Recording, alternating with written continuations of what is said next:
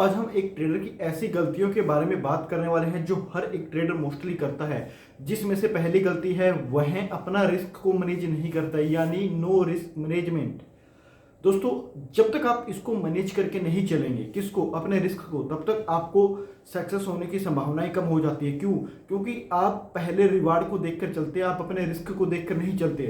जब तक आप अपने रिस्क को मेंटेन नहीं करेंगे, रिस्क रिवार्ड को आप अच्छे से फॉलो नहीं करेंगे, तब तक हो सकता है कि आप अच्छे से ट्रेडिंग ना कर पाए। और दूसरी सबसे बड़ी गलती होती है भाई, वो एक ट्रेडिंग प्लान नहीं बनाता, यानी नो ट्रेडिंग प्लान।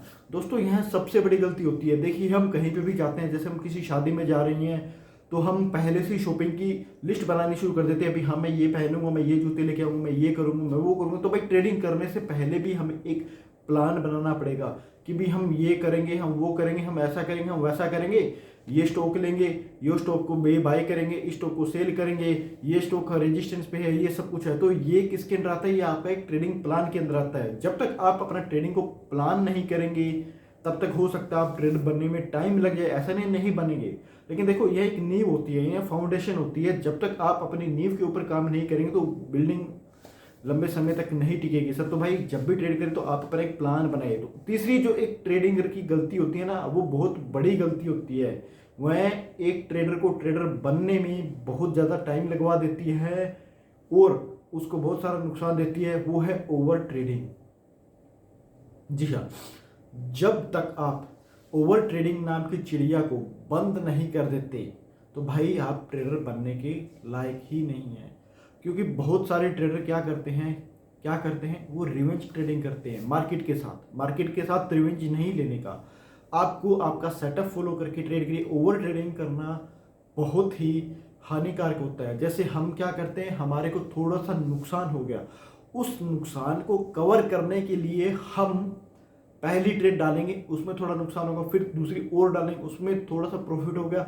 ऐसे कर करके हम ना नंबर ऑफ ट्रेड बहुत ज़्यादा कर देते हैं, जिसकी वजह से हमें ब्रोकरेजेस का चार्जेस बहुत ज़्यादा देना पड़ता है, बहुत ज़्यादा टैक्सेस हो जाता है। भाई, जितना लॉस होता है उतना ही हमारा ब्रोकरेज और बन जाता है। तो भाई, ओवर ट्रेडिंग सिंपल सी बात है, वह हमारे लिए घाटे का सौदा कभी भी नहीं करना चाहिए। और एक भाई, लैक ऑफ पेशेंस। सबसे हम जैसे नमूने ट्रेडर क्या करते हैं, उनके पास पेशेंस नहीं होता है। जैसे हमने एक पोजीशन डाल ली, ठीक है, हमने टारगेट लगा दिया, हमने स्टॉप लॉस लगा दिया। अब जैसे जैसे वो टारगेट की ओर जाएगा तो हम कह रहे भाई मैं निकल लूँ, भाई मैं निकल लूँ, मैं निकल लूँ, अरे मैं निकल लूँ। और भाई निकलना ही है तो वो ट्रेड ही क्यों डाली आपने? जरूरत क्या थी उसको करने के लिए?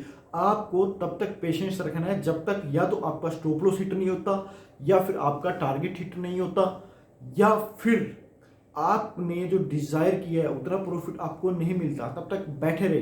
स्टॉप लॉस के बिना आपको ट्रेड करनी ही नहीं है, चाहे कुछ भी हो। दुनिया धरती का कोई भी बंदा ऐसा बोले भी आपको स्टॉप लॉस लगाने की जरूरत है, वो सिंपल सी बात बोलते तो वो झूठ बोल रहा है। बिना स्टॉप लॉस के आपको कभी भी ट्रेडिंग नहीं करनी है।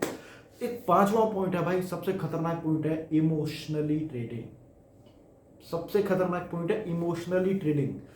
एक ट्रेडर जब इमोशनल हो जाता है तो इमोशनल अपने प्रति नहीं, वो अपने कैपिटल के प्रति हो जाता है भाई।